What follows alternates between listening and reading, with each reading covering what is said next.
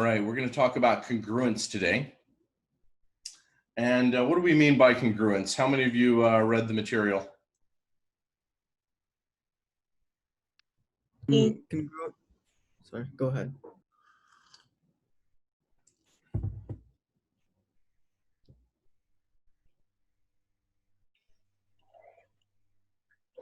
So what does it mean for two objects to be congruent? It means that the two objects have, in terms of shapes, they have identical side lengths and angles. Yeah, they're identical in shape. And as far as side lengths and angles, well, we'll see, some shapes have sides, first of all, like straight sides. Some have curved shapes. Some have angles where things come together. Some are more maybe just curved circular. Maybe we could define an angle in an unusual way to figure things out in those cases. But the things that are easiest to compare and decide whether or not they're congruent are polygons. But in particular, triangles are by far the simplest polygon, and we're usually able to make much more interesting statements about polygons than other shapes. Well, let's see just exactly what it is that we can do. I'm going to explore the question, how many triangles are possible given a description? How many triangles meet a description? So let's start with three sides.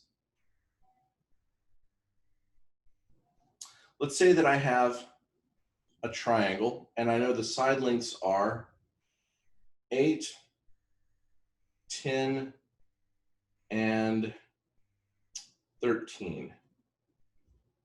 And let's ask ourselves, in how many different ways could we draw this triangle? Here's what I'm going to do. I'm going to start with the biggest side. And I'm going to put two vertices 13 units apart. And I'll connect them. Okay, that's one of the sides of our triangle. And we might ask the question, well, where is the third vertex of this potential triangle? So the other two sides are length 8 and 10. So if the other vertex is C, we'll give it the name C. Well, it must be 8 units from one of our vertices and 10 units from the other. I'm going to say that it's 8 units from A and 10 units from B. And I decided to make it closer to A than B because the opposite case is symmetric. If we were to draw it differently, we might as well just relabel the vertices and we'll have the same shape. So I'm going to say 8 units from A. What points in the plane are 8 units from A?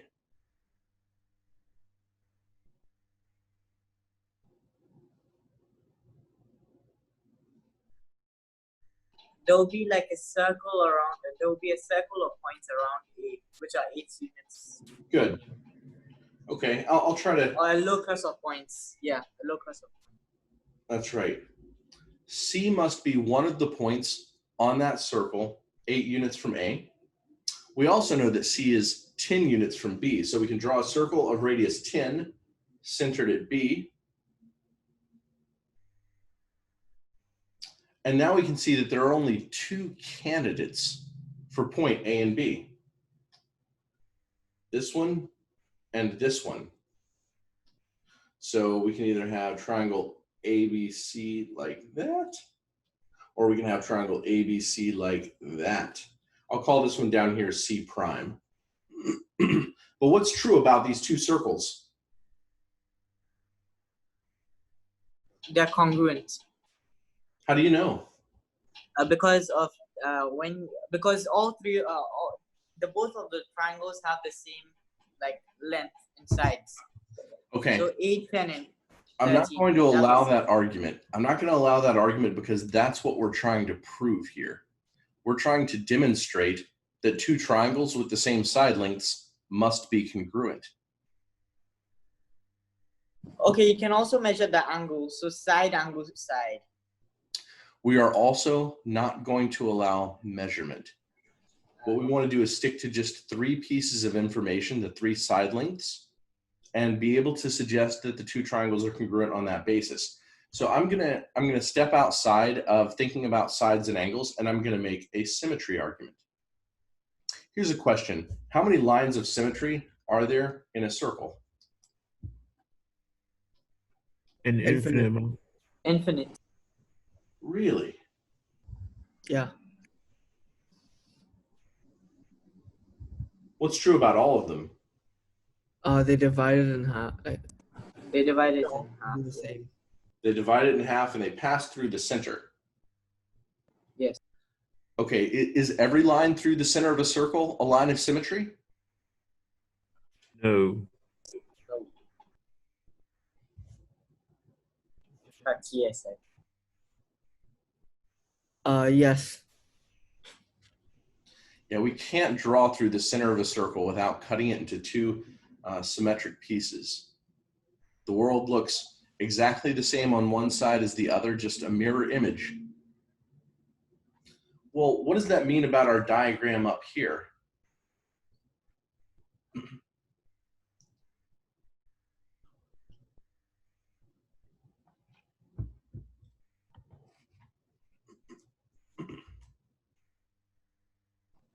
Points A and That's points B are symmetrical. the centers of the circle. A and B are the centers of the two circles, and there's a line that goes through those 2 points. 2 points define a line. So the entire diagram is symmetric over that line because it's all based on the circles.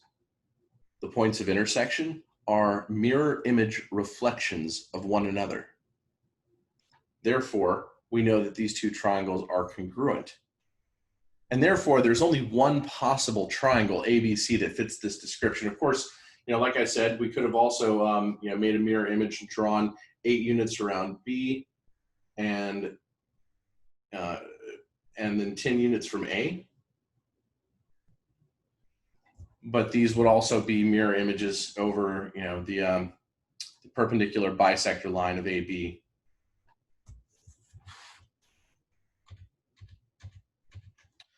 So this is why we can say that SSS congruence is solid. This is something we can count on. If you have two triangles and they have those 3 pieces of information matching, then you can be certain those 2 triangles are congruent. And there are different ways that we could say we could justify this theorem, we could prove this theorem. I went ahead and invoked symmetry, but this can be established in different ways depending on how it is you want to think through your constructions. Symmetry is perhaps slightly lazy in a sense, but I think that it's actually more intuitive and it's going to help us be able to establish our other congruence theorems as we go. So now I'm going to allow you all to use SSS congruence to make arguments. As we demonstrate each theorem, I'll say, yeah, now you're free to make this as an argument. But let's take a look at a problem.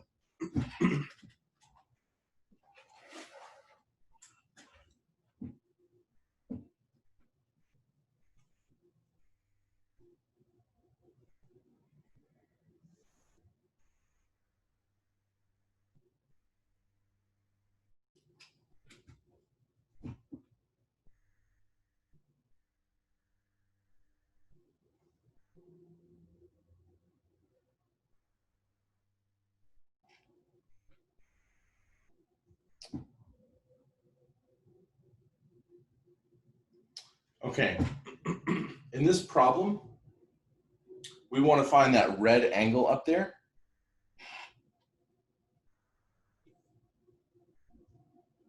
And I will label the vertices as such.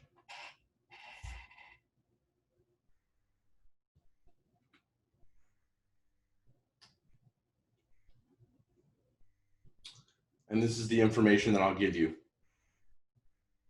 We want to find the number of degrees in the measure of MLN.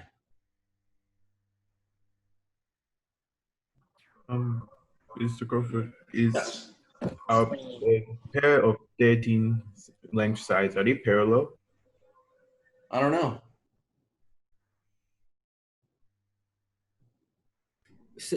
Since you said that Okay. So, yeah. So this would be a parallelogram because both of these are the same and both of those are the same, which would mean that the angle for MLN is the same as ONL. Okay. Can you prove that this is a parallelogram? Or sorry, excuse me. Can you prove that the opposite, that if the opposite sides are equal, that we necessarily have a parallelogram? Sure, because that would mean that the distance from L and O has to be the same for M and N, causing it to be a parallelogram. Like, since like it's in my mind, I just don't know how to put it out, you know. I think why this would be a parallelogram is because if it was like something like a square, the diagonal will cut and make a 45-degree angle, but because this is a parallelogram, it can make a 28-degree angle. I don't know what that has to do with it being a parallelogram. Here's what we're going to do. So I'm going to go ahead and prepare you all for this. We're going to rewrite the way that you think about geometry. Right now, you know a lot of facts that are true in geometry, but you don't necessarily know how it is to prove those facts. And what we go through throughout this week is going to help you connect a lot of those facts that you know on a very basic level to proofs. We're going to use just a very few basic postulates and a few theorems that we build up, and then you're going to be able to prove all these things that you've heard about geometric objects, and you're going to own it on that level. You're going to know why this is a parallelogram. But for right now, we don't have any information about parallel lines. We've learned a little bit about parallel lines. How can you demonstrate that two lines are parallel?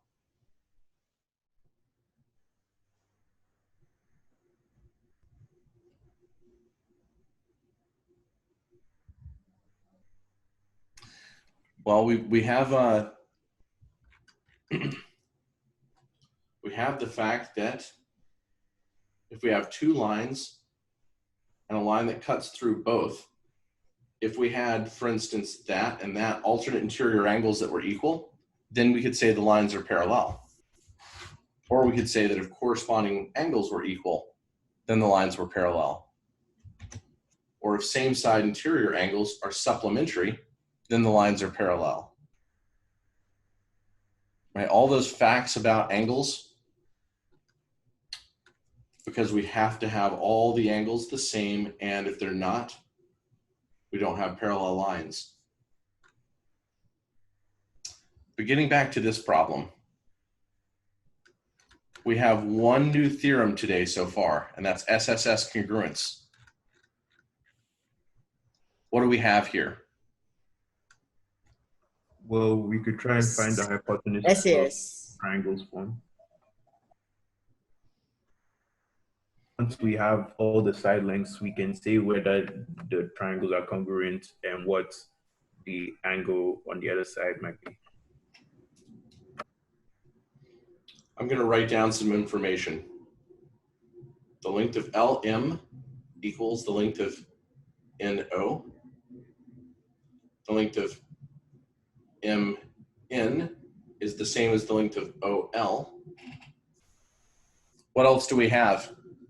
Think about these two triangles, or the two triangles that we're working toward. The The diagonal. angle ONL is 28 degrees.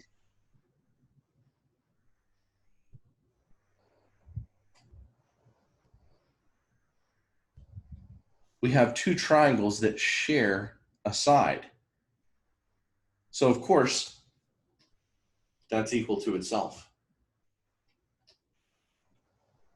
Now we can say by side congruence, that triangle LMN is congruent to triangle NOL.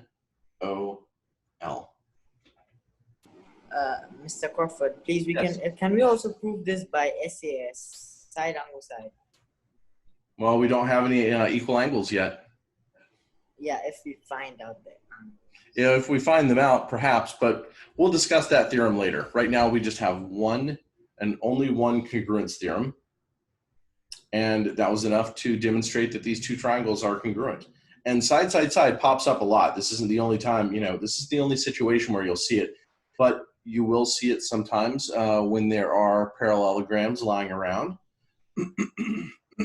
Maybe the most important aspect of this problem is that we used a pair of shared sides.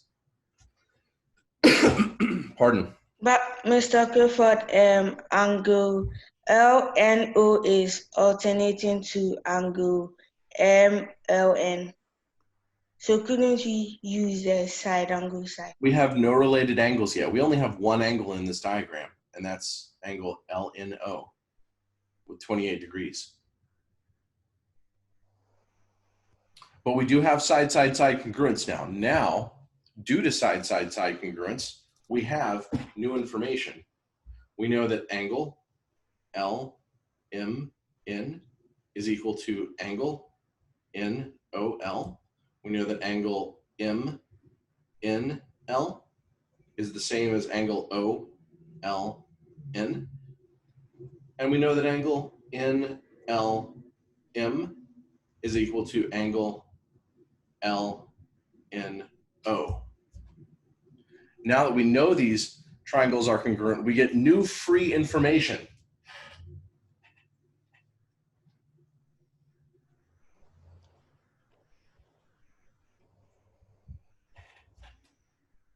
So we are given angle LNO. It must be equal to angle NLM, and that is the one that we are looking for. So that must be 28 degrees also.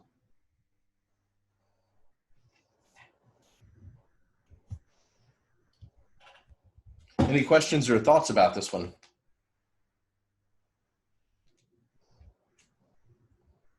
Okay.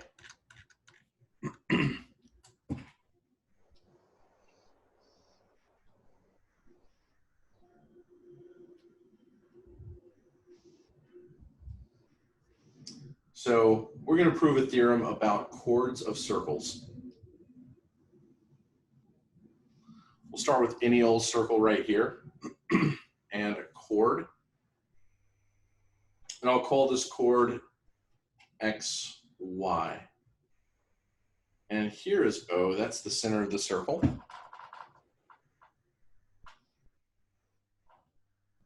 So we're going to draw a radius.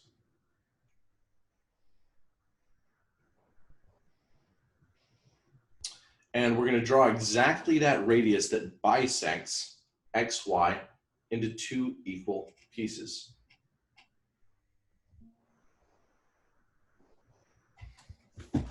And we want to prove that it bisects XY at a 90-degree angle, that it's perpendicular to the chord. The radius that bisects the chord is perpendicular to the chord. Well, how would we prove such a thing? Well, we could start with the fact that the center is always in the diameter of the circle. And if we look at XY, we could say that it is basically the diameter, but it's been elevated and closed to fit the actual space given.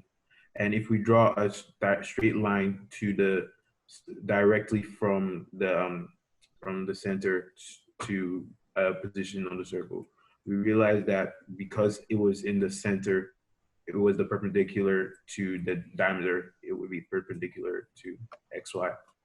Salorm, I love your intuition. I love the way that you make sense of this. But we're going to do this using only geometric theorems. We're going to use Sss Congruence eventually. Can we identify any triangles that we might work with? Yes, please. Triangle. I don't know how to. Okay, so yeah, triangle XMZ and triangle YMZ. Okay, that's a candidate pair. I'm going to call that a candidate pair.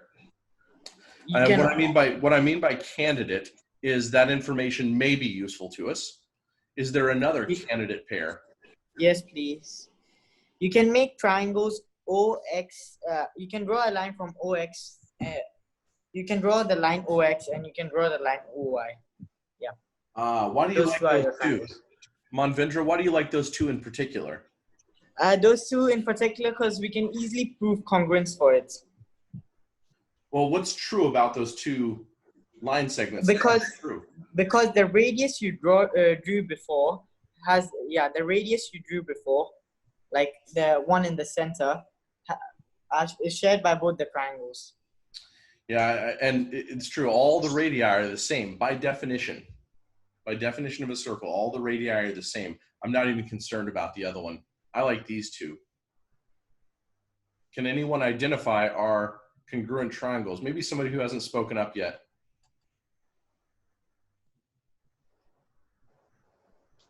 Rishit?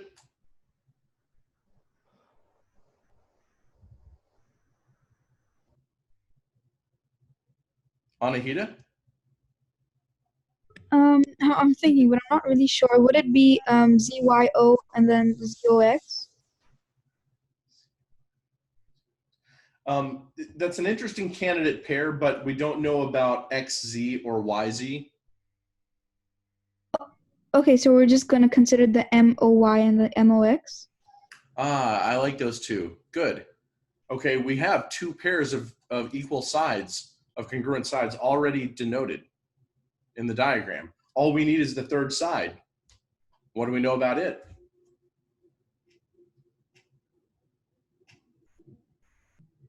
We know that it's shared between our candidate pair. Right. Once again, we have a shared side, and we can say those, OM is equal to OM in those two triangles. And by SSS congruence, we know that triangle OXM is congruent to triangle OYM. Okay, now let's remember our goal. Our goal is to prove that OZ is perpendicular to XY. How do we make use of the information that we have? We now know these two triangles are congruent. We've proved that. What's true about congruent triangles that's going to be helpful? Since their side lengths are the same, we know that the XM and MY of both triangles will also be the same. We already knew that XM and MY were the same.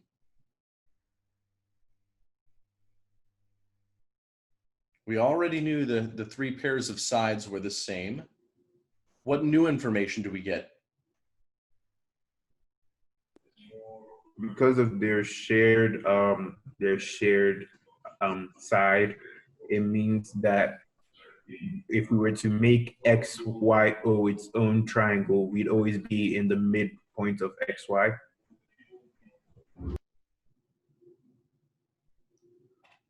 What new information do we get?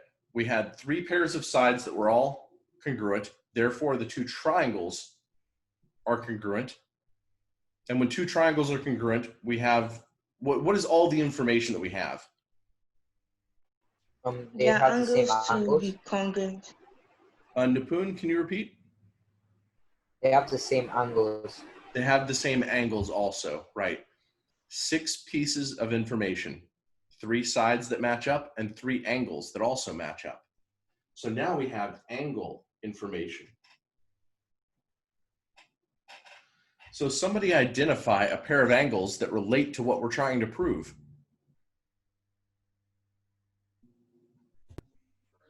Angle XMO and OMY. Angle XMO is congruent to angle YMO. Okay, if those two angles are equal, what else do we know about those two angles? They sum up to 90 degrees. Oh, you're close, 180. Adriel. Yeah, supplementary. They're supplementary. Therefore, they add up to 180 degrees.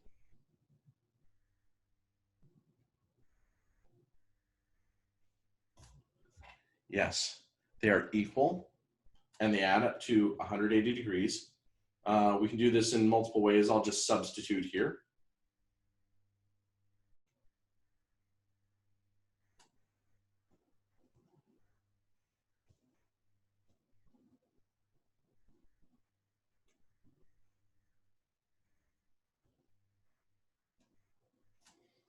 There we go.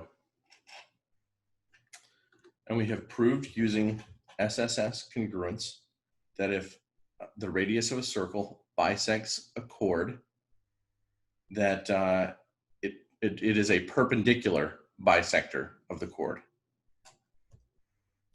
Any questions or thoughts about this one? In that case, moving on, we're going to learn our second congruence theorem, and we're going to do it in a similar way that we established the first.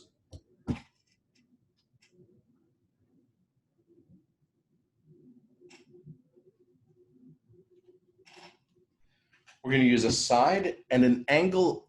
We're going to use two sides and an angle that fits in between those two sides.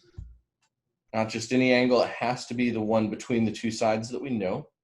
And let's imagine triangles with sides length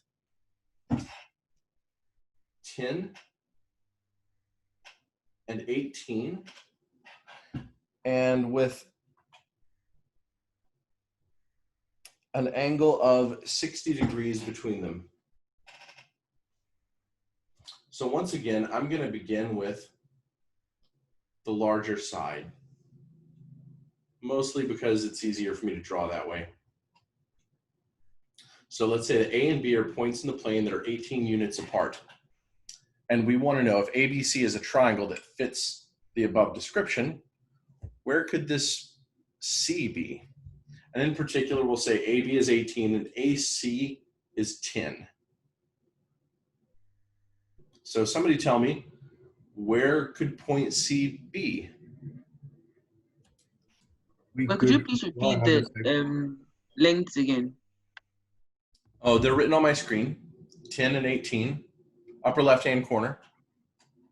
I mean the relationship between A and C and then B and C, where the 10 goes and where the... Oh, sure, we'll say AB equals 18, AC equals 10. And then we're going to say the angle between those two sides, meaning angle BAC, is equal to 60 degrees.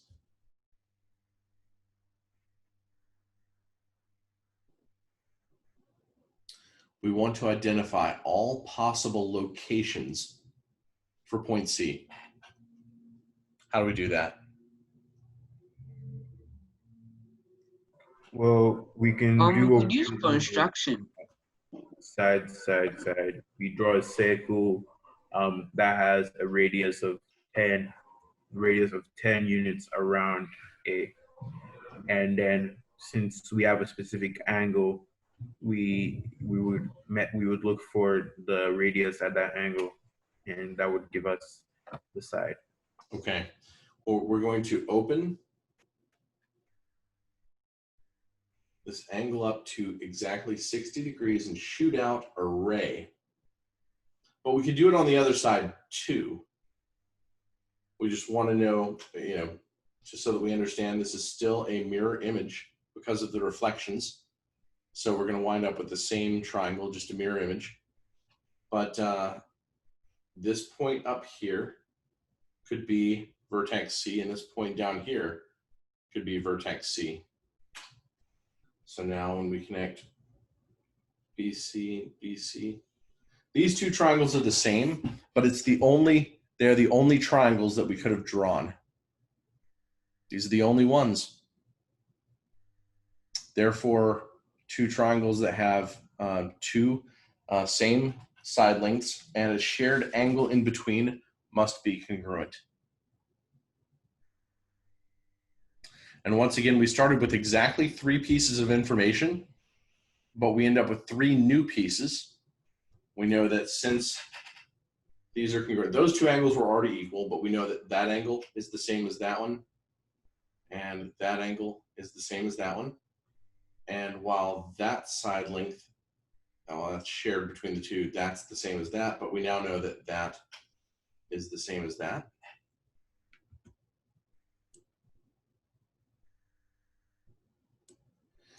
So let's make use of this.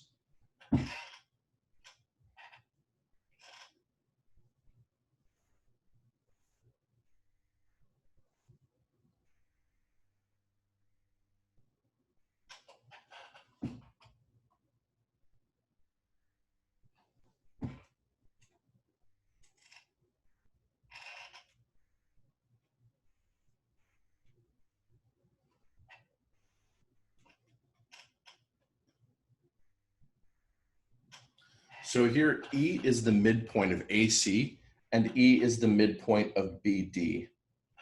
And what we want to prove is that AB is parallel to CD.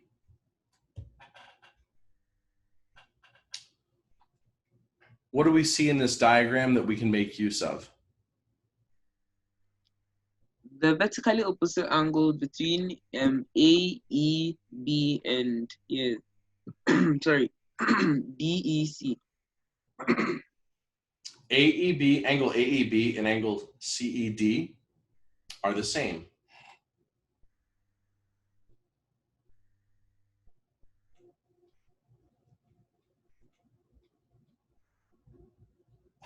What else?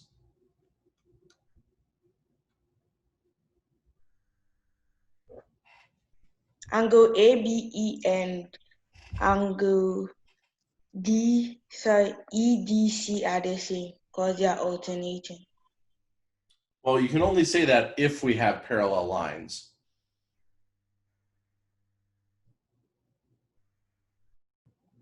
And that's what we're trying to prove. We're trying to prove that we have parallel lines. So we can't assume that we do.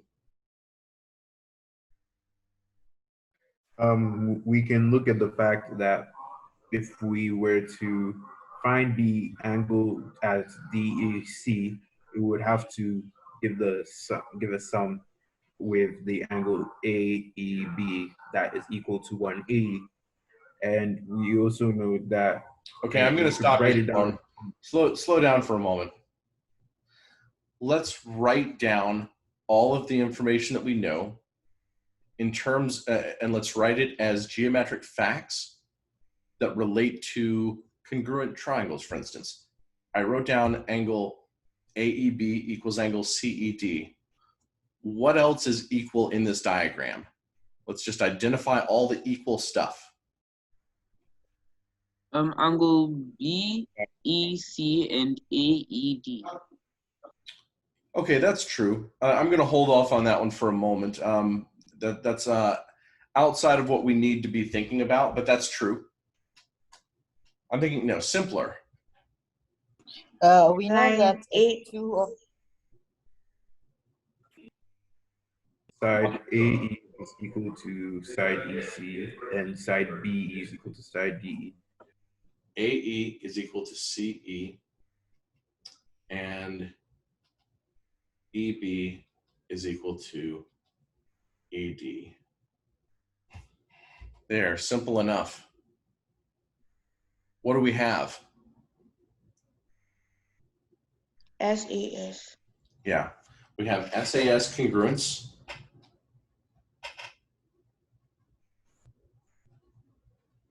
On triangles AEB and CED. Now let's stop for a moment. What if I had said triangle AEB is congruent to triangle EDC? Would that have been okay?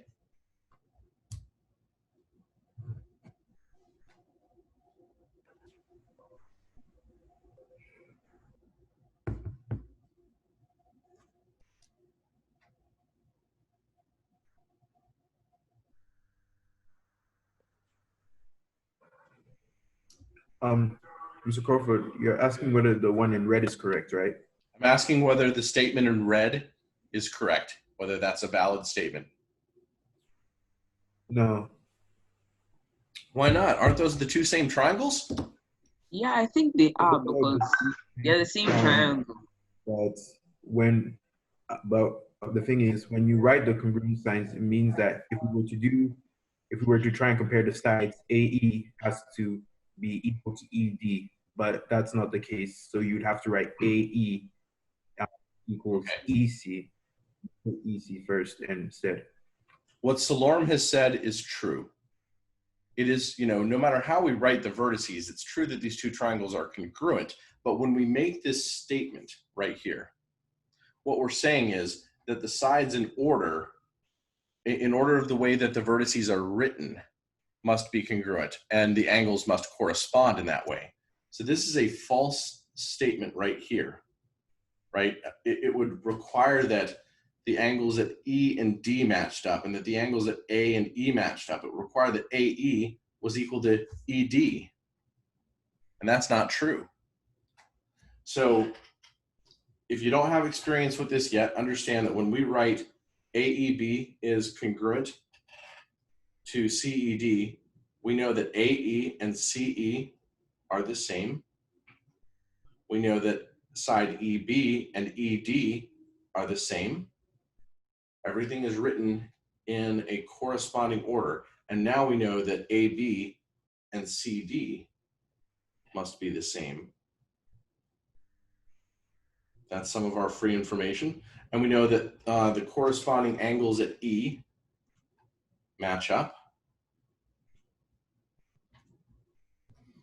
We know that the corresponding angles at B and D, meaning angle EBA, is equal to angle EDC. And then finally, angle BAE is the same as angle DCE. So this last one, BAE, well, that's this angle right here, is the same as DCE, which is that one right there. Now what do we have? Alternate angles. Alternate interior angles from those two lines. We can think of AC as the transversal. We can identify it as a transversal. Therefore, those angles those angles are equal. Therefore, those two lines are parallel. Any questions or thoughts about this one? Yeah, I wanted to make a suggestion. Okay. I'm not too sure about this, but it's just a theory that line AC and BD make an X, and the side AE is equal to the side CE, and the side BE is equal to the side ED. Doesn't that mean that any X where they meet at the midpoint of both lines, joining the two opposite sides, I do not say like AB and DC should be parallel? Yeah, nicely done. That's true. Nothing that we did depended on the actual links in this diagram. So merely saying that AE equals CE and EB equals ED and the vertical angles that we identified are the same, that's enough. We don't have to know the links. We just have to know that those two original segments AC and BD mutually bisect each other. And that's enough to say that the lines are parallel. Good.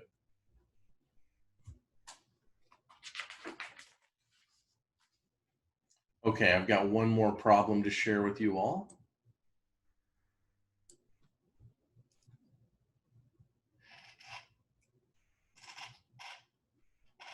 How many of you have ever built a kite? I have. It was a while back, a couple of years.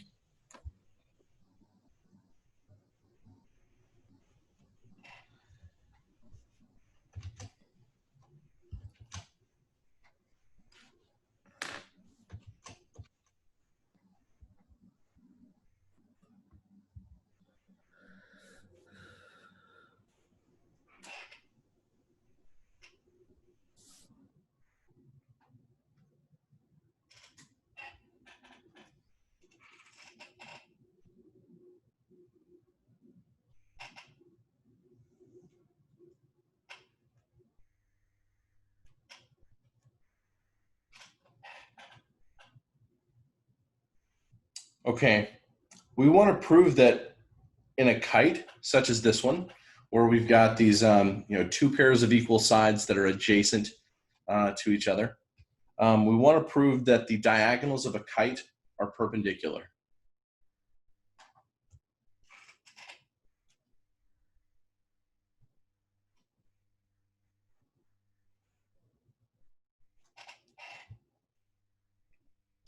So let's get started. What can we do here? Well, first we can start off with noting that the two triangles at the top share a side and have an equal side, and so do the triangles at the bottom. ABE shares a side with DEC, ADE shares a side with CED. Sorry. Okay. I like that you're starting out by identifying triangles that share sides that are equal to themselves. Now I'm going to mention, we've talked about two different congruence theorems so far, SSS and SAS. Do we have any angles that are equal in this diagram? Yes. How do you know? ABE is the same as CBE. How do you know that? Because AEB and CEB are supplementary, which make it like 90 degrees. Yeah, which would then Hold on. Supplementary angles are necessarily 90 degrees? I mean 180, my bad. Okay, they No. add up to 180. Yeah, they add the 180. Okay. And we know that this one is 90 degrees because it splits the kite in two. How do you know it splits the kite into two equal congruent pieces? Because AD and DC are the same, and AB and CB are the same, and they split in the midpoint. So two sides is enough for congruence? No, it has to be 3. Okay. You're thinking about the right triangles. Excuse me, I won't say right triangles. You're thinking about the correct triangles. But you only identified two equal sides. Now here's my point. Other than vertical angles in this diagram, we don't have any equal angles. We don't have angle information that looks good. So it makes sense to try for side-side-side congruence. So let's identify candidate triangles. Well, it needs to involve AD and CD, needs to involve AB and CB. So what two triangles do we want to focus on?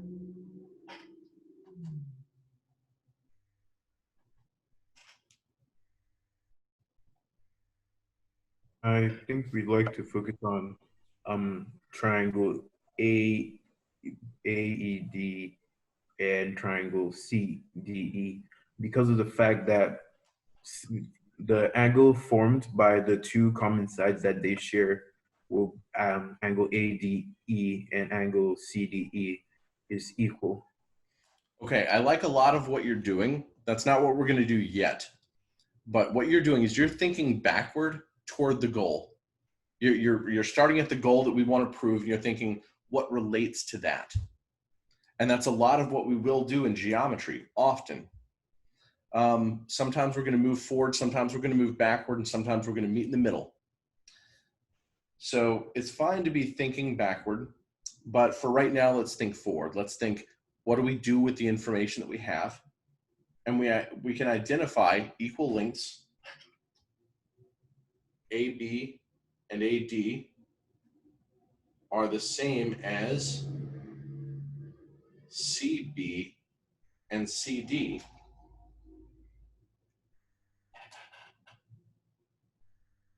So it seems like ABD and CBD are candidate triangles to work with.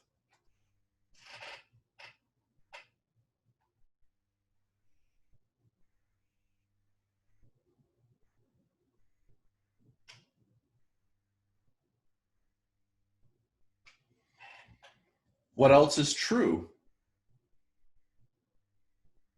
in regard to The line triangles? E, the line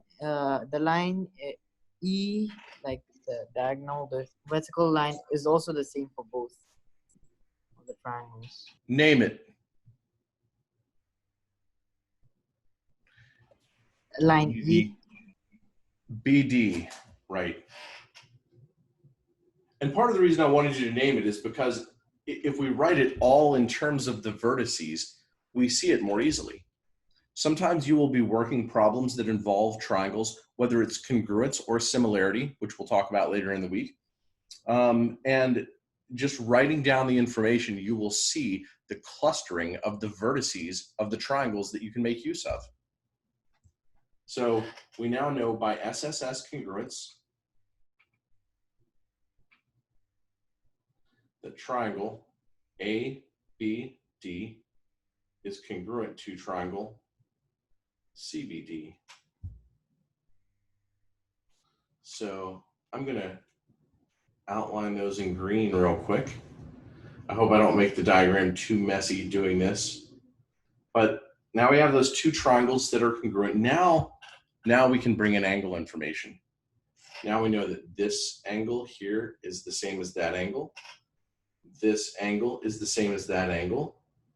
And if we wanted, we could say that whole big angle is the same as that whole big angle. So now let's focus on the triangles that Salorm wanted to focus on. Salorm was up at the top of the diagram, and he was thinking about triangle ADE and triangle CDE. And let's see, what information do we have? Well, we know from the start that AD is equal in length to CD.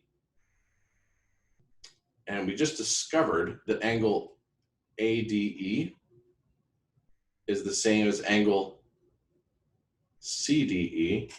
We got that information from our pair of congruent triangles. What other piece of information do we have? DE equals ED.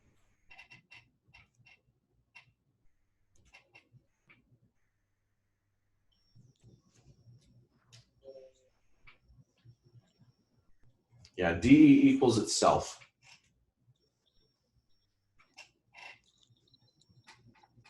Now, by SAS, triangle ADE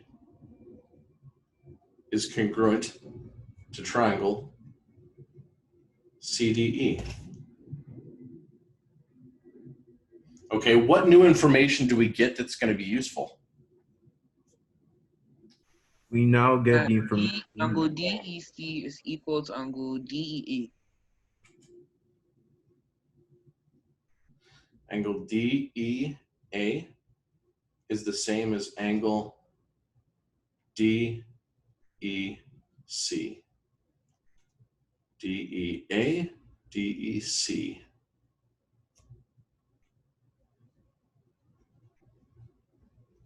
What else do we know about those two angles? They are supplementary. They are supplementary.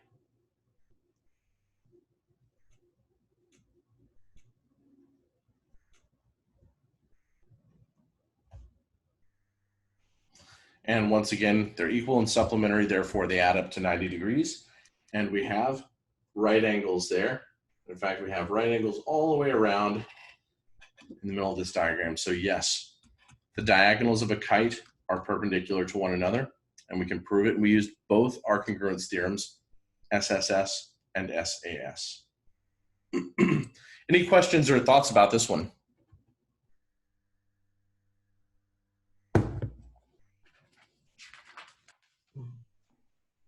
Mr. Crawford, Yes. can you start straight off the bat and say that, well, we have ABD, we have BCD. Well, we know that they share one side, and we know that, so we know that the angle line BD cuts them in half directly. And okay, so, well, if we're dividing from if A is the same point in the triangle as C, obviously they will meet at the same point. So then can you not then say that, okay, if they're meeting at the same point, they're able to form a 90-degree angle all around and divide. I lost you in there. I apologize. I didn't realize this was going to be a long argument. This sounds a little convoluted. Like the very end, I heard because they meet at the same point, they're a 90-degree angle, and I don't know where that would come from. So what I was trying to say is that since ABD and BCD are being divided from A and C at the same point, and that they're going to stop. I don't understand that statement. It's like you just described two angles, and then you said they're being divided at the same point. Yeah, I was trying to say that since we're taking the angle DAB, and we divide it to form our triangles BA and E, BAE and DAE, and then we do the same thing for the triangle directly opposite. I was thinking that since we're doing it to triangle directly opposite, those lines that are dividing, they'll meet at the same point to form a 180-degree angle line. And since we know that, and since we know they're dividing at 180 degrees. Again, I like the way your intuitive mind works, but I just want to give a warning, and this is something every young mathematician has gone through, which is it is easy to fool yourself. Like basically, if you say there's some stuff over here and it's the same as some stuff over here, therefore we must have symmetry or we must have congruence. Be careful, because it's not always true, right? How much stuff do we need? What kinds of stuff do we need? That's why we're laying out these theorems, and there are only a few of them. And what you've got to learn is to, walk through just using those theorems. And this is one of the hardest things to do in elementary mathematics, right? Is we're no longer being allowed to use our intuition as much. Intuition guides us, with counting problems and number theory problems and algebra problems in a way that suddenly, we're being told, let's do this rigorously. Let's lay this out and let's know that these things are true. And we do this sometimes with geometry. Like we make this a point where we elevate our level of rigor. And we say, let's only prove stuff because we can fool ourselves so often. The number of times I've looked at a diagram and I've said, oh, this thing over here must be the same as this thing over here. And it turned out to be false. Innumerable times. Everybody fools themselves. So this is one of the reasons that we want to be as rigorous as possible and only focus on what we can say is true according to a few postulates and the theorems that we build from them. So let's be very, very careful. Now we're going to talk about two more congruence theorems.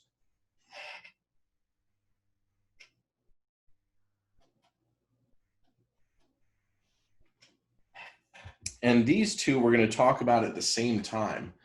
Why would we talk about them at the same time? If they're similar and if they can be used at the same time. Sorry, I couldn't quite understand. They are essentially saying the same thing. We're looking for two angles in the side that match on two triangles that we have.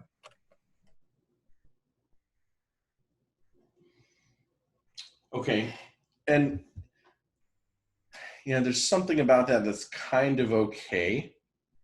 We have two angles in a side in both of these types of theorems.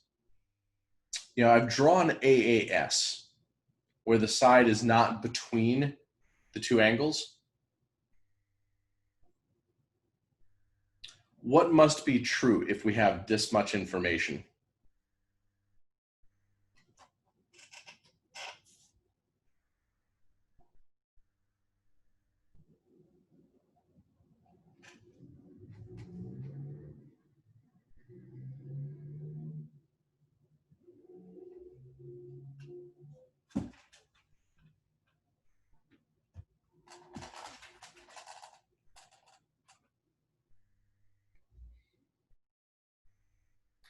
we have two angles of a triangle equal to each other, equal to the same two angles, corresponding angles of another triangle,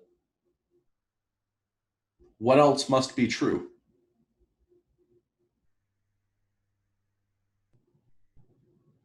The remaining angle is equal. Yes. Because we know that the angles add up to 180 degrees. This third angle is 180 minus the sum of the other two. Those sums are the same. The third angle is the same.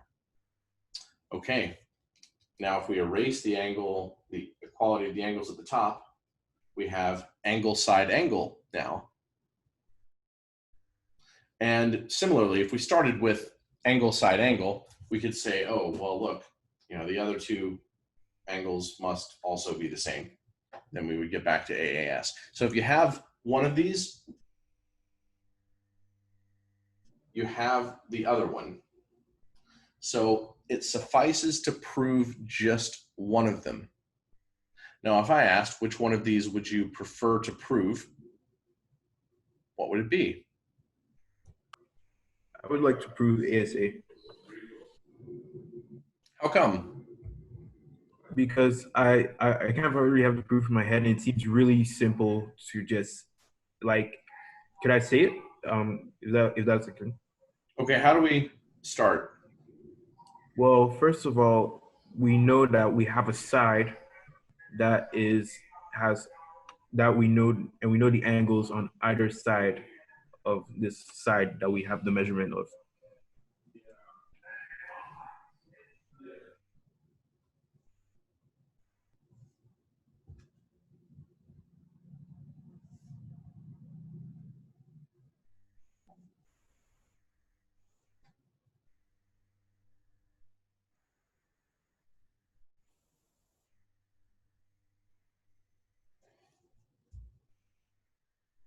Okay. Well, if we follow, you've already kind of drawn it for me. If we follow the rays, we realize that they will meet at a certain point, and that certain point never changes because of the degree of the angles that we've already made. It's no matter how you rotate the actual shape, it's always going to meet at that point and give a certain angle.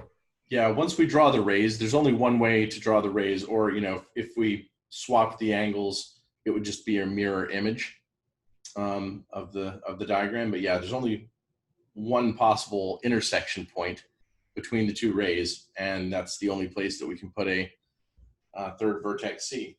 So yeah, just one possible diagram demonstrates that we just have one possible triangle. Okay, so now we have 4 congruence theorems. Personally, I kind of just think of them as 3 because it's hard for me to think of AAS and ASA as different. We only need one of them. You know, anything that you can do with one of them, you can do with the other one. But let's work some problems.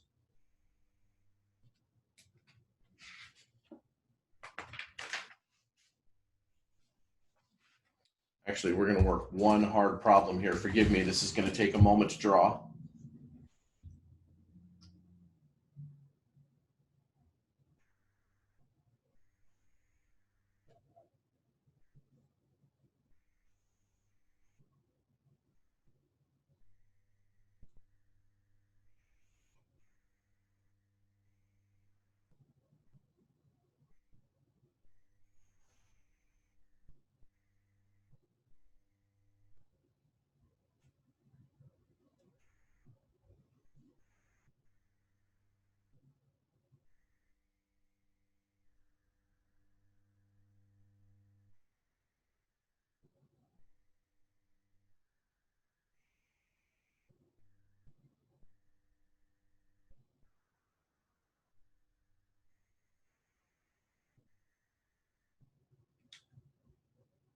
Okay, so AD equals BC.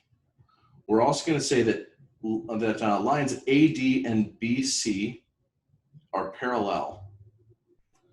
And I will denote that with arrows.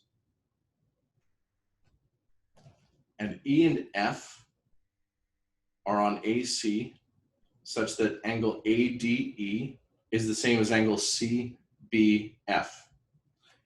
Here's what we want to prove.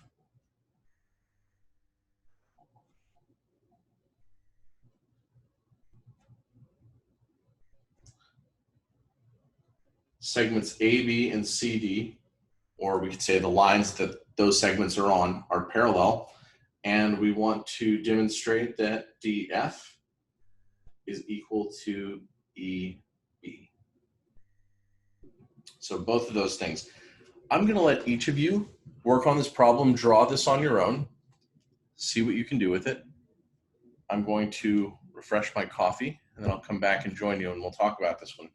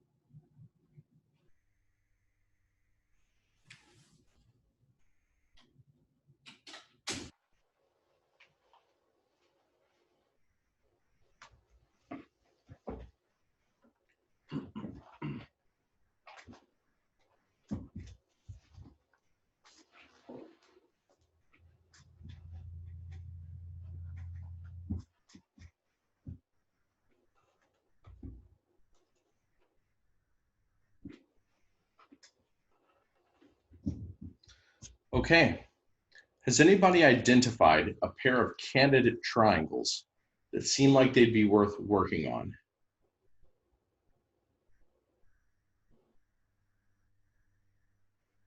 I was thinking DAC and CFB. DAC and CFB? One of those is big and one of those is small. No. Oh, my bad. DAE. I thought that was. DAE and BCF? Yeah, Yeah. we have a congruent side and a congruent angle for pairs between those, but I don't yet see how it is we're going to easily get more. And I apologize. I'm gonna come back. I'll let you keep working a moment.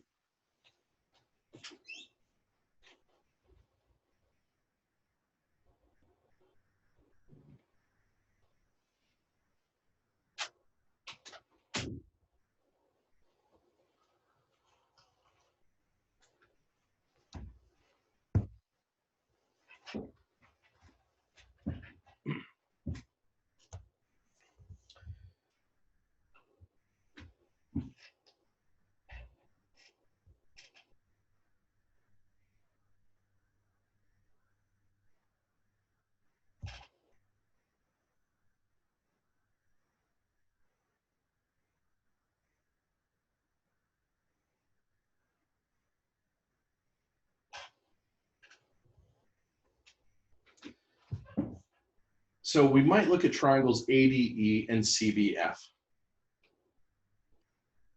but there's not enough information.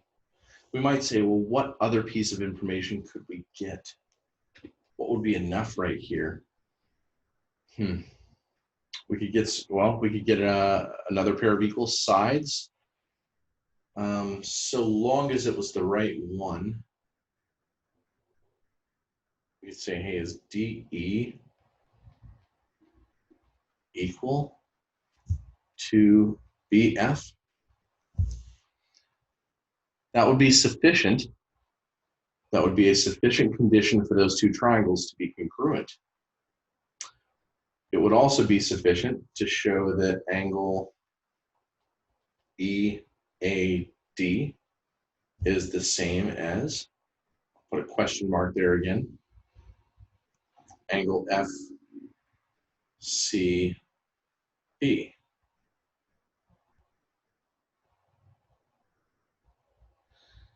Okay. It would also be sufficient to show that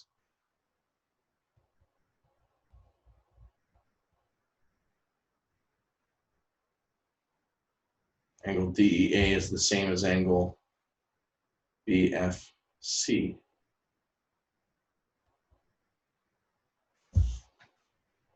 Any of those three pieces of information would suffice.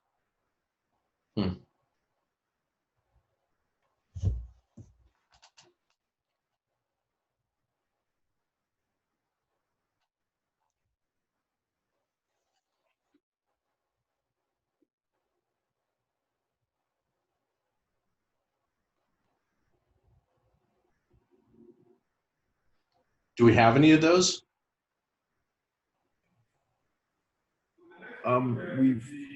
Well, if we look at sides AD and sides BC, we've been told that they're parallel. And one thing we know about parallel lines and the transversal, which would be the diagonal AC, we know that there's alternating angles there. So we can say that angle EAD is congruent to FCB due to this alternating angle theorem. Good. So now what congruence theorem are we using? Angle side angle.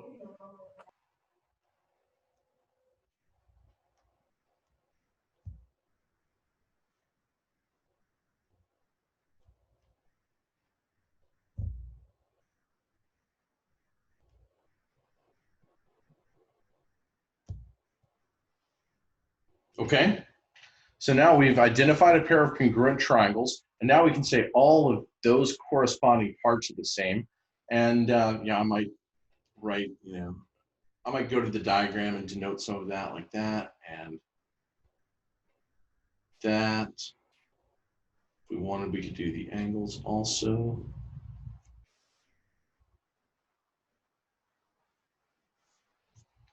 Now we can look at the diagram with fresh eyes. We have all kinds of new information.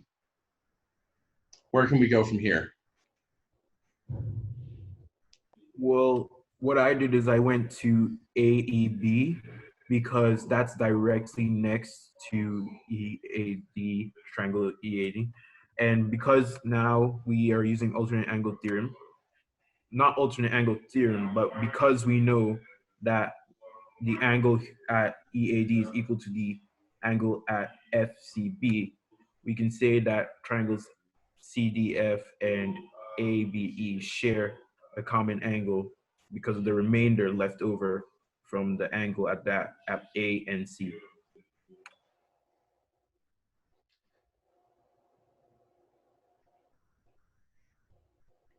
Angle AEB, how is that related to angle AED? Is it? No, I said I was talking. I was saying that angle EAD and angle EAB, when you subtract angle EAD from the angle at A, you get angle EAB. And since the angle is the same at BCF, we can say that the angle at FCD is also equal. Okay, Which tells us that you're making an assumption. You're making the assumption that angle DAB is the same as BCD.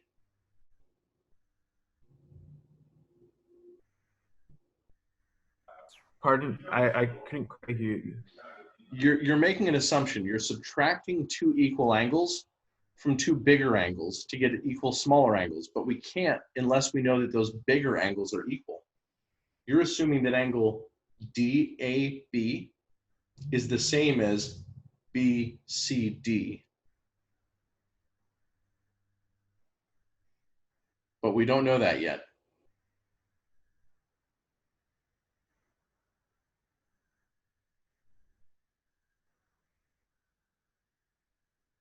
Can anyone else identify a new pair of congruent triangles? I want to say DAC and DAC and BAC.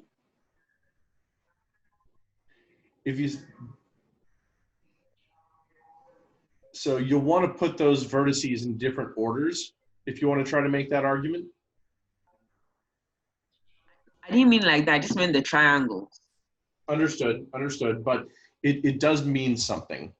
You know, when you say this is congruent to that, try to practice thinking of it in terms of the corresponding vertices. But let's see, okay. AD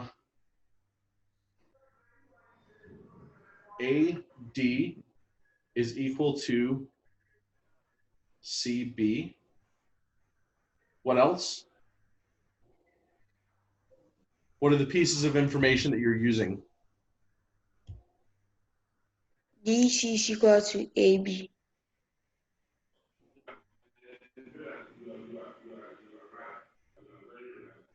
CD, we don't know if CD is equal to AB.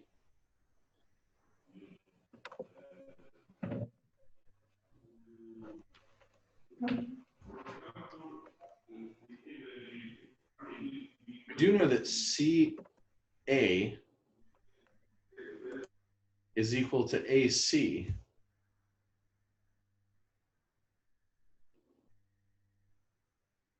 Does that help? Mr. Crawford. Yes. Yeah. So I got disconnected after I was trying to explain my angle EAB and FCBD thing. So I kind of missed that. So I'm going to go ahead and shut you down. We're moving on with the conversation. We don't know that the angles at A and C are the same. You were trying to subtract off equal angles from bigger angles to get new equal angles, but the bigger angles, we don't have information that relates them. Okay, thank you. So we've got AD equals CB and CA equals itself. What else do we have?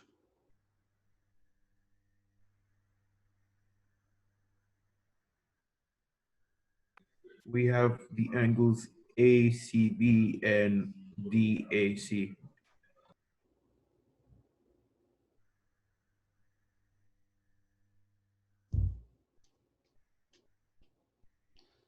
Angle CAD is the same as angle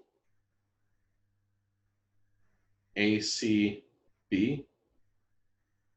And now we have, by side angle side congruence, we have that triangle CAD is congruent to triangle ACB.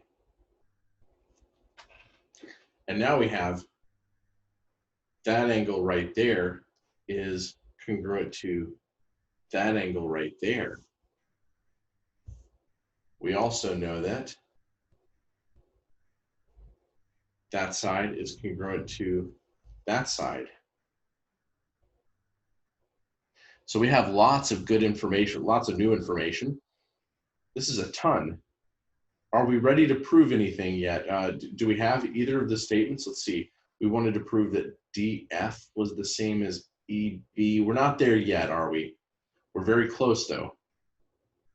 But you can prove that AB or wait, sorry, my bad, sorry.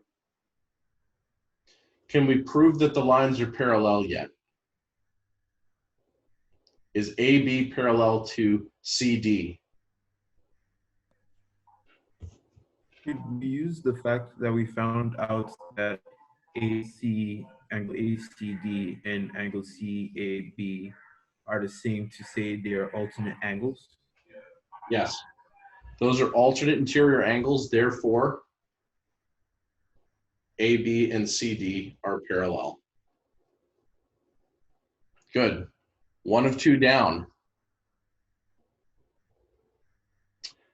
Now, can anyone identify something that would help us with DF is equal to EB?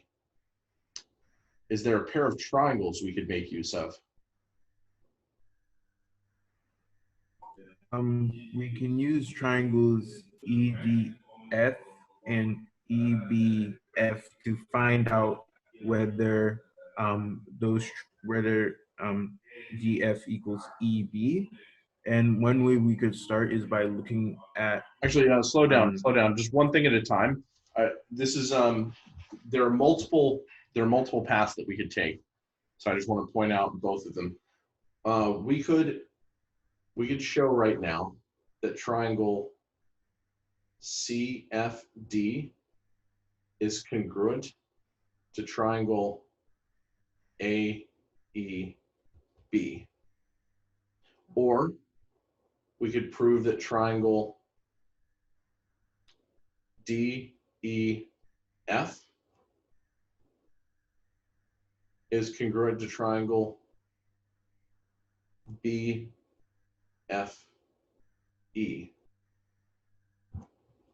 Let's talk about the one at the top first. What congruence theorem can we use?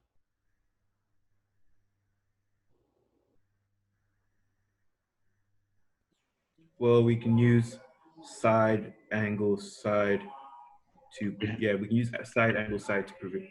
We can use side angle side, and once we do, FD is equal to EB, which is equivalent to our proposition. On the other hand, DEF is congruent to BFE, and that's another route that we could take. How do we know that those two triangles are congruent? Well, you know they're. We could use side angle side. We could. We have two pairs of equal sides, so long as we note the shared side at EF. But what about the angle in between? DEA forms an angle which is supplementary to that. Yes. And that is equal to CFB. So they would be the same angle. Yes. Since AED is the same angle as CFB, their supplements are also the same. And now we have side angle side, and that demonstrates that DF and BE are the same. So that's a second way that we could get there. You'll find this a lot in geometry problems. If you can prove it one way, there may very well be another path to the same information. Any questions or thoughts about this? Now, this is a really, I'll go ahead and say this. When you're first learning rigorous geometry, this is a really tough set of lessons. You have to absorb thinking about things without using all the facts that you supposedly knew about basic objects before. Now you're figuring out why those facts that you were told are true. And it's a little bit of a tough road at first. It is something, you practice it, you will get better at it. You will get better at seeing, same sides that are equal, because you'll see that over and over again. You'll get better at saying, hey, these are two target triangles that I want to think about. Because I have a little bit of information about them, let's go out and find some more information. And as you do that, you will be able to discover these more and more often on your own and more quickly.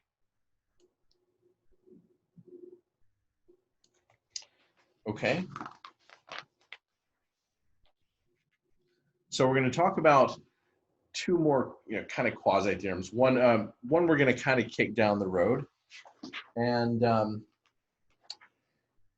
so we've covered 4 congruence theorems. There's another one called hypotenuse leg. I'm going to push that down the road for next week when we talk about right triangles.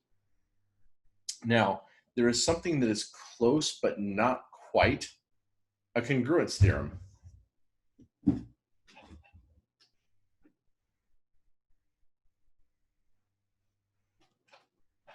So some people call this the almost congruence theorem. And if you spell it backward, you can see, you can remind yourself which one you're not supposed to use as a congruence theorem. But what do I mean by an almost congruence theorem? Well, let's try to build this up the same way that we have other congruence theorems, where we start with one of the sides of some given length, maybe 15. We'll say 15, 11, and then some angle, I don't know, 23 degrees. We'll try that. That's not in between them. Well, if we have something that is 11 units from A, then it's on this circle, radius 11. So C is somewhere on there. But then, let's see, where do we build this angle? It's not the angle in between. Huh. Okay, we could build it at B. And so we say, okay, well, if C is on that ray that forms a 23-degree angle at C, there are two possible points for C. There are two places where that ray intersects the circle. So now we have this little triangle in red, and we have the far larger triangle in gray. So if you see two triangles and they have two equal sides and they have a congruent angle that's not between those two sides, you can't say that they're congruent. On the other hand, and this is kind of special, it's not as if there are infinitely many possible triangles. There are just two, and that's worth something, right? You know, it doesn't narrow down infinitely many possibilities to one, but it does narrow down infinitely many possibilities to two. Once in a while, we can make that useful.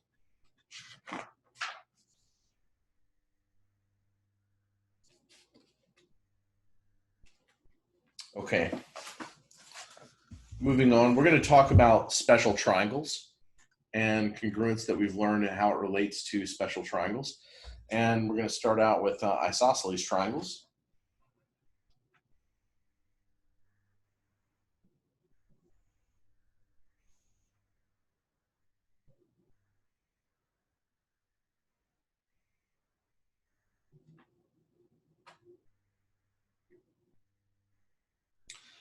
Okay, let's let M, well, let me label the vertices here, A, B, and C. And we're going to let M be the midpoint of BC.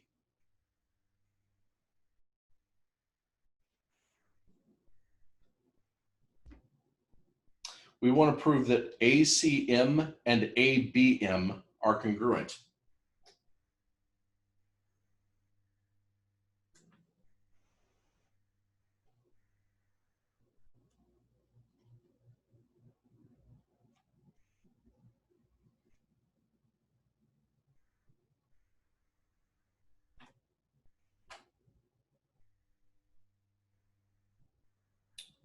What do we have? Well, if we look at triangle ACM, we realize that it shares a side with triangle ABM. It has AC is equal to AB, AM is equal to MA, CM is equal to BM.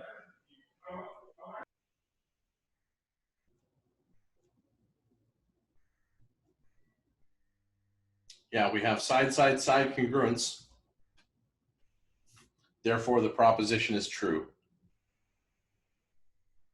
And now we know that, now we can find all the angles too. In particular, what is a special angle in this diagram? The 90 degrees formed by the C, B, and the AM. Right. Once again, we have two supplementary angles that are also congruent angles. Therefore, we have a right angle there. And this is helpful in a lot of geometry problems where if you have an isosceles triangle, we know that two sides are the same, you can connect from the vertex angle down to the midpoint and know that that is also the altitude of the triangle. It's an altitude, it's a line of symmetry, it's all these useful things at once. And you may have kind of known that intuitively, but it's nice to prove it. Okay, let's take a look at a triangle with two equal angles down here, and we're going to prove that this triangle is isosceles. What do I mean by that? What is the definition of an isosceles triangle? It has two equal side lengths and two equal angle degrees. No. We're just going to say that the definition is two equal sides. It's best in mathematics if we define things as simply as possible. Now, you've been taught that you have two equal sides and two equal angles. And you know what?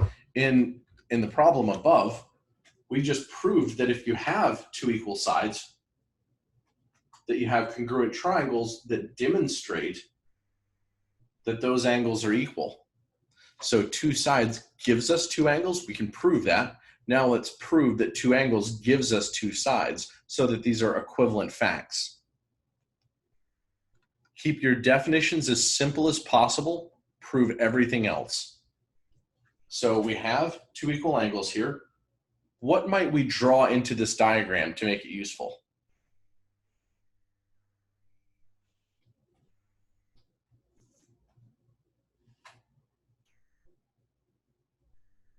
A line to bisect BC from A, I mean.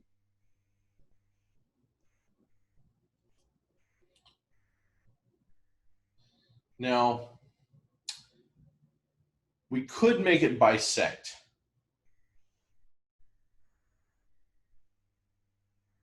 But I don't like the information that we're going to get. Why not? It's side angle. Yeah, we have information oriented in side angle.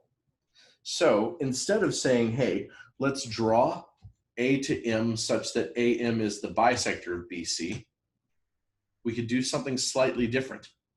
What segment could we draw other than the bisector?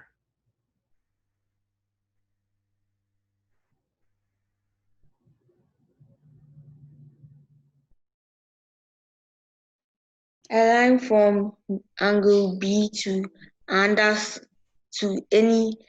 the midpoint of line AC. We're not going to draw to AC. We are going to focus, like we're going to do things similarly to the way that we've done them so far. If something is working, don't move away from it too quickly. We're going to use a lot of the same type of information. Instead of drawing A to the midpoint of BC, we're going to draw AM such that what happens? It's parallel to one of the sides. Not parallel to one of the sides. That would be hard to do. We'd either have the same exact line as the side, or we would never reach BC from A. But we're going to drop A to M. Side information wasn't working for us. So let's create angle information. How do we draw A to M to give us angle information? We draw it as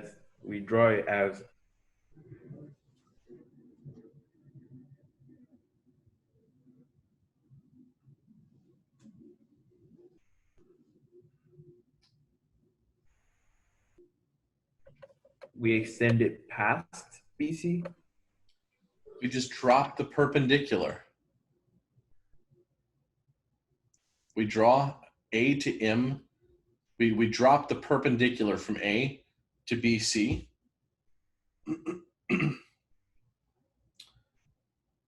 Now we have two triangles that we can work with. What are they?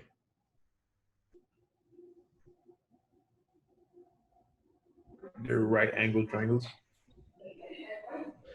Name the triangles that we're going to work with. ABM, ACM. And how do we know they are congruent? They share side and they also share two angles.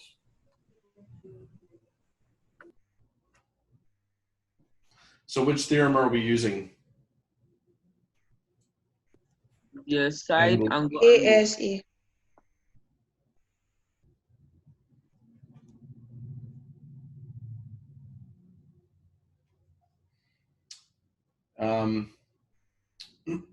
Yeah, we're using SAA or AAS, however you want to say it. And so now that we have all of this, we have these congruent triangles, and that tells us that that side is congruent to that side. Therefore, two equal angles is enough to tell us that we have equal sides. Therefore, we have an isosceles triangle.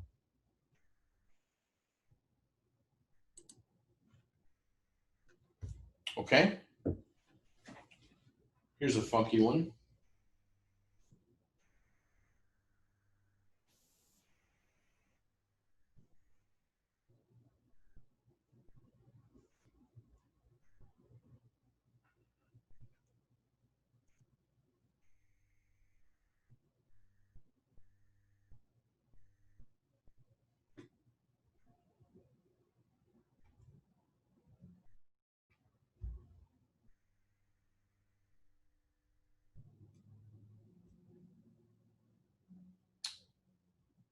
We want to find angle A in this diagram.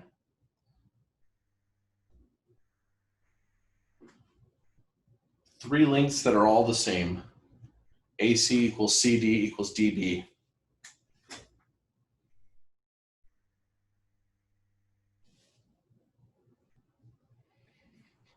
Mr. Crawford? Yes. Yeah. So when is that a perpendicular bisector of AB? I don't know.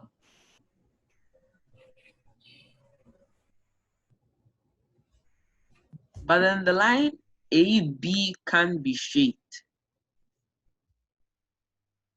AB is a straight line, yeah. D is a point on AB.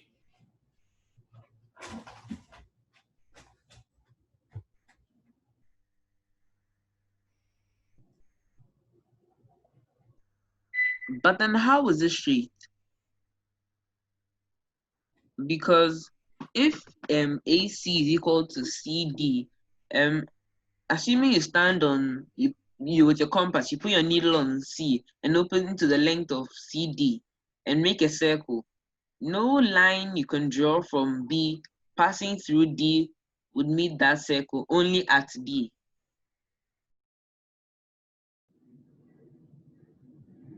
I'm not quite sure what you just said.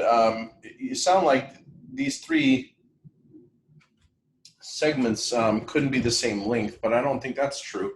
I didn't draw the best, but let's say that we were trying to construct this physically. This can definitely be constructed physically. Let's say that we start with, I don't know, that line right there.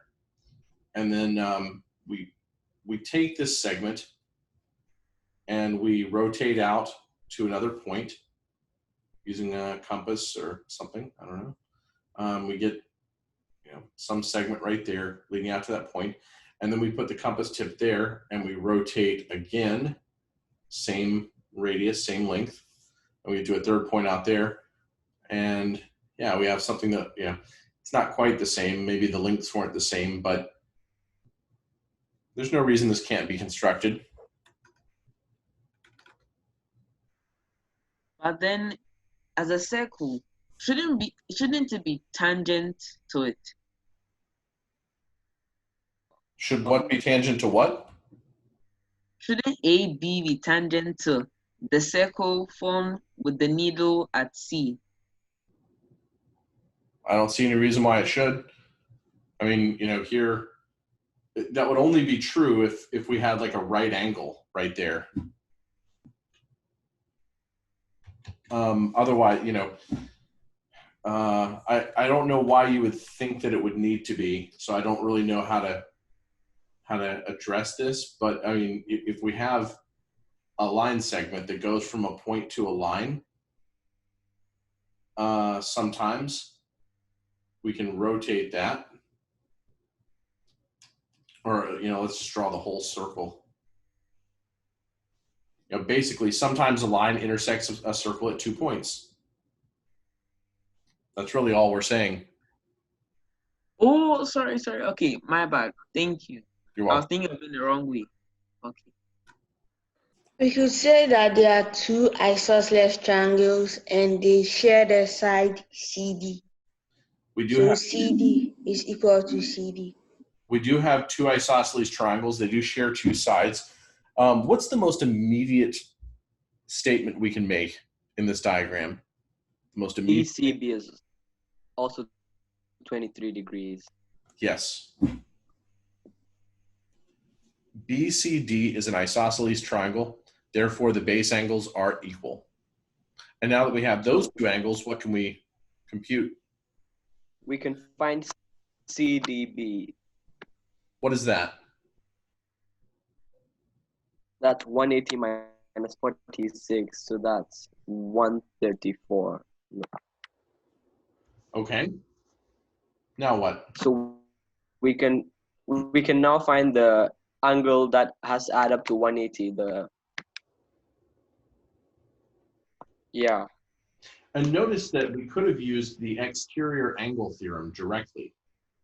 That 46 is the sum of 23 and 23.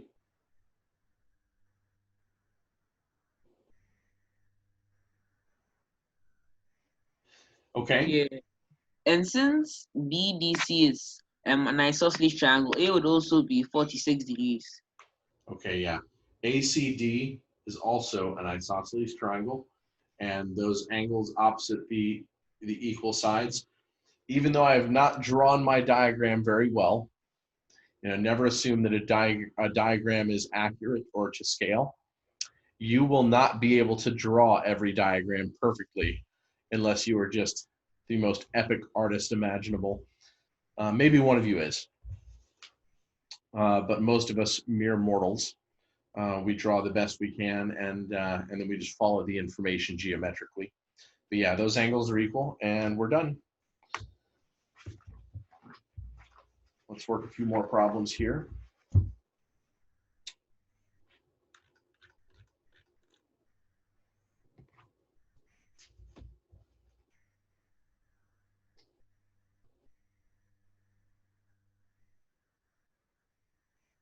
Okay, let's say that we have a triangle X, Y, Z, and two sides of the triangle, those two both equal 7, and then we have a 60-degree angle up here. I want us to find the length of the third side. That would be 7. How do you know? Okay, no, okay, I get you. Okay, it's okay. No, it would be 7. How do you know? Not necessarily. Because an equilateral triangle has all the angles be 60 degrees. And How do you know it's an equilateral triangle? well, I'm assuming it is because we have one side to be 60. Oh, stop. We're not allowed to make assumptions like that. Sometimes, and be very careful. Geometry gets hard. If you start, making assumptions according to what things look like, they will go wrong. They'll more often be right than wrong, but they will go wrong. Be very careful. We don't have to make any assumptions here. What do we have in this diagram? Could I come again? What do we have that we know for sure? The two sides being equal. So we have an isosceles triangle. Okay. What do we know about an isosceles triangle? has two The angles. base angles are equal. Yes. Now what? So since we have one angle, we could just subtract it from 180 and find half of that value. Good. No assumptions necessary.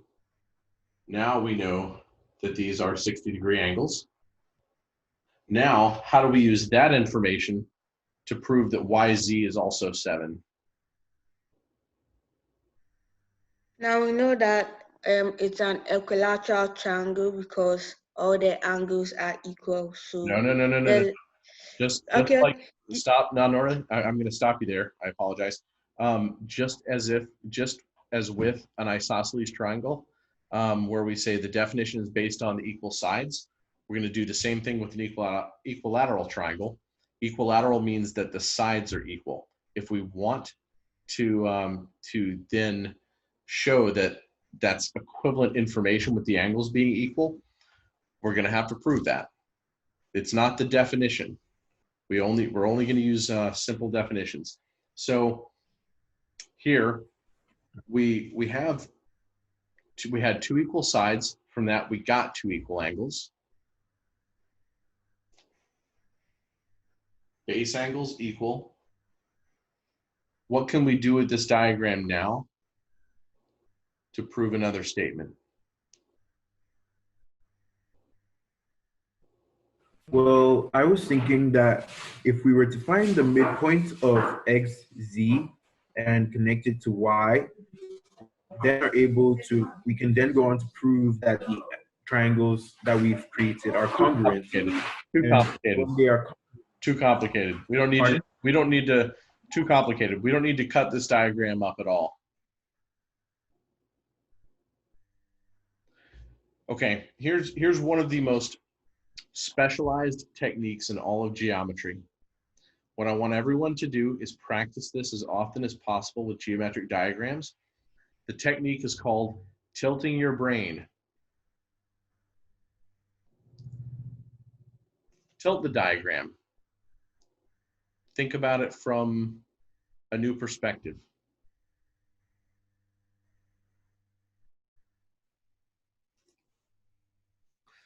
Now, here's what we know about isosceles triangles. We proved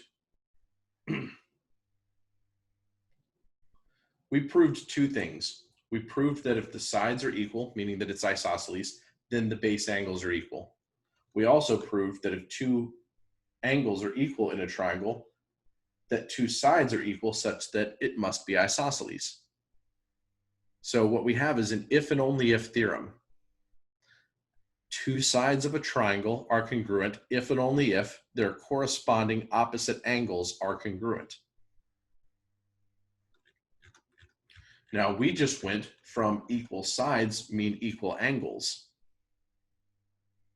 Now we can go from equal angles to equal sides, but you've got to tilt your brain and pick a different pair of angles. Those two angles in green are congruent, therefore the sides opposite them are congruent.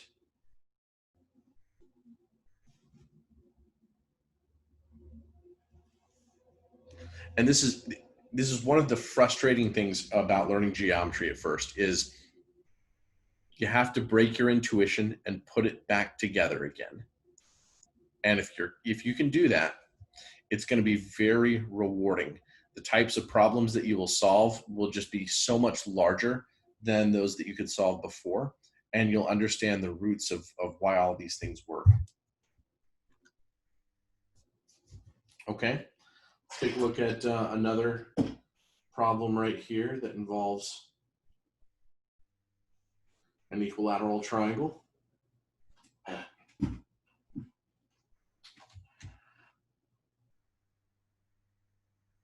Better. Let's say that all segments in this diagram are congruent. What is this angle right here?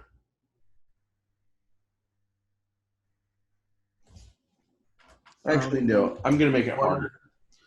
Let's do Let's do that angle right there. Okay. So we know that the square it's going to be 90 would it be easier if we could label the sides? Okay. Well, since we know that the angle at the vertices of the square are 90, and we just divided it into two triangles that have two equal sides, we have formed an isosceles, and we're able to find the remaining angles by subtracting 90 from 180 and dividing by 2. So 45. Too complicated, Salorn. From the moment you identify those two triangles, all their sides are the same. May I try?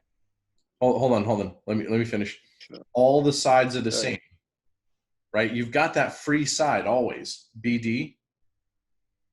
So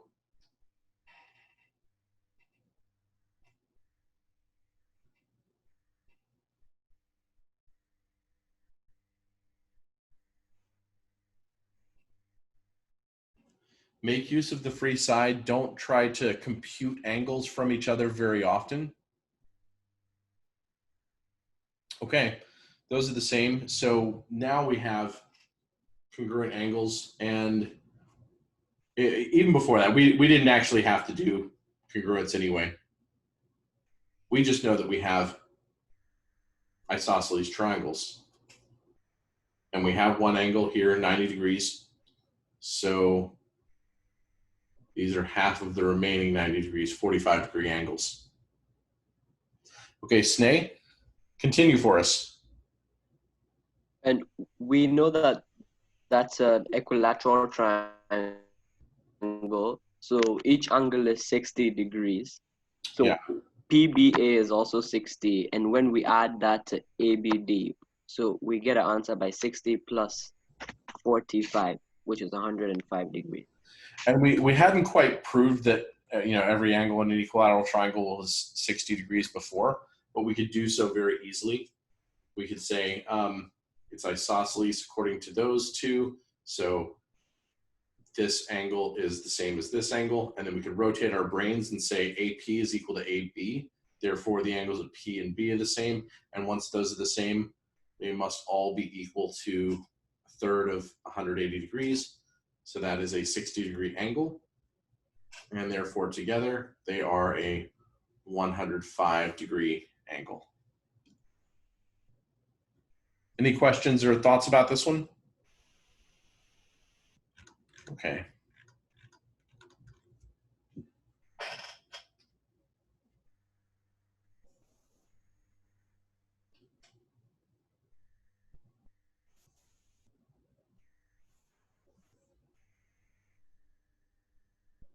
Okay, those are two parallel lines in this diagram. And O is the center of the circle.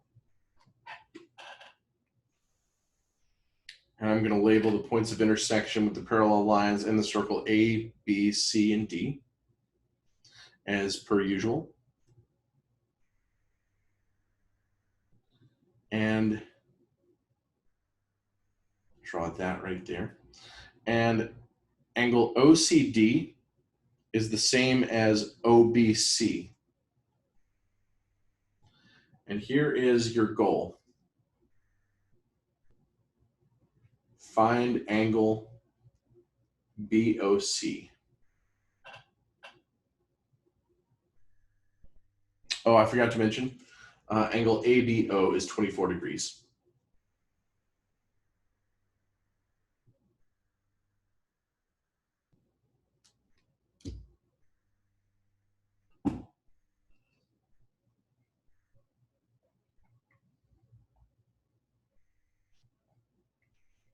If angle ABO is 24 degrees, then angle BCO is also 24 degrees. Why would that be? Because of I forgot the name, but like there was a certain theorem that made that possible. I don't know what theorem that would be. We only have a few theorems, right? Not many that deal with angles.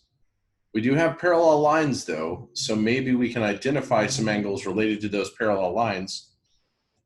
I think I know what Michelle was trying to say.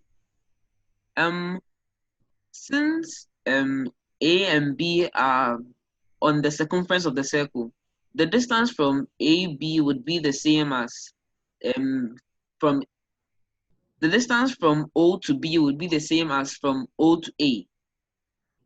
Okay. Making that an isosceles triangle. By definition, the radii are all the same. Yes. So OBA will be the same as OAB. And the addition of two interior angles gives you one exterior angle. So okay. Yes, with radii, we do get isosceles triangles, and therefore that's angle information. So AOB is not the only isosceles triangle. What else? DOC is an isosceles. DOC is also isosceles. And AOD. Yeah, and before we draw any more, let's see if we can make use of this information. Right? We just need angle BOC. Yeah, I thought I'd already explained that. You already have angle BOC? Yeah, I said okay, I didn't mean that. I meant the addition of two interior angles gives you one exterior. So with that we get BOC. I'm not sure what you just said. What do you mean the additional two interior angles? I don't know what that is. OAB plus ABO gives you BOC. OAB plus ABO gives us AOB, but not BOC. Well, because it forms a 180 degree when it's 180 degrees when we added the other radii, we can just subtract the angle at AOB from 180 and it's 48. And I think what David was trying to slow down. I knew we'd have this happen at least a few times today, but AOC is not necessarily a straight angle. You just made an assumption. Maybe we connect O. Maybe it is. Maybe it's close to a straight angle, but we don't know that that's a straight angle. In fact, none of this over here is even necessary to the problem. Focus on the simple. Focus on what's in front of you. BOC is an isosceles triangle. Therefore, we identified that angle C had to be the same as angle B. Well, AB and BC form 90 degrees. Wait, what's 90 degrees? When AB and BC. We don't know that. That's an assumption. Could you draw a line from O to bisect BC? We don't need to do anything like that. We have all the information that we need. You're just not used to using the simple information yet. This is the hard thing about geometry, is getting used to the simple information. I'm going to point out what we need, what we've got here. We have parallel lines. Parallel lines are one of the most underrated tools of mathematics. At least early on. The mathematicians know how important they are. Look at where our angle information is. Right, we have those two parallel lines. But hold on. Let me finish. We have these two parallel lines. we have this transversal. All of our angle information is relative to those things. Now tell me how the angles fit together.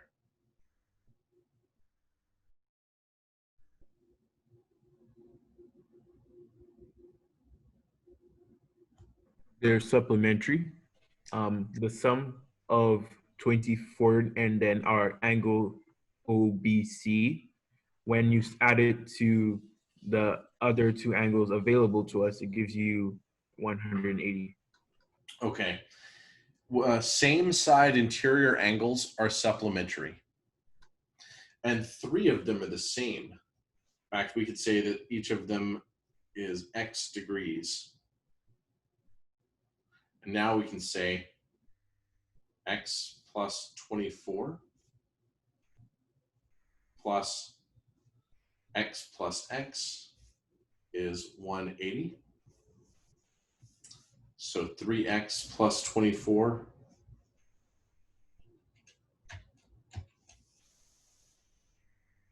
is 180.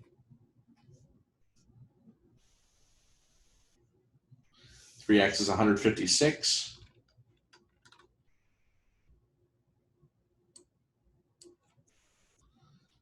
So x is 52 degrees. Now we are ready to find angle BOC, which is 180 minus 2x.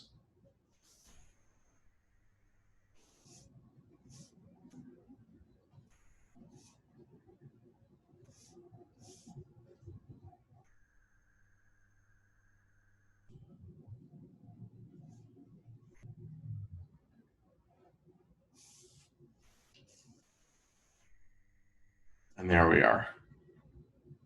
I think it's 76. Oh, fun. Thank you. But then how are you sure that OCD is equal to OCB? So here was the information given. We were given that OCD was equal to OBC. Then we drew radii, and those were equal. Therefore, the base angles were equal. So OBC and OCB were equal. And now we have 3 equal angles. Yes, thank you. You're welcome. So, big lessons today. Parallel lines are just critically important all the time, everywhere. Get used to, and at first it's going to take time. You're going to sit and you're going to draw diagrams and you're going to stare at them, and you won't see how the simple information fits together immediately until you've done this a few times for a few problems, and then you're going to start to see it faster and faster. It's going to start to make sense, and you're going to put it together. Try not to rely on facts that you've learned outside of what we have covered in the past week and a half. Do your best to build everything up from a few basic theorems, the ones that we've covered. Practice this and you'll see it more and more, and it'll begin to become simple for you. All right, you all have that file that I gave you. There are some extra problems in there. Work them, practice, enjoy, and I'll see you all on Wednesday. Thank you. See you. Thank you, Mr. Crawford. You're welcome.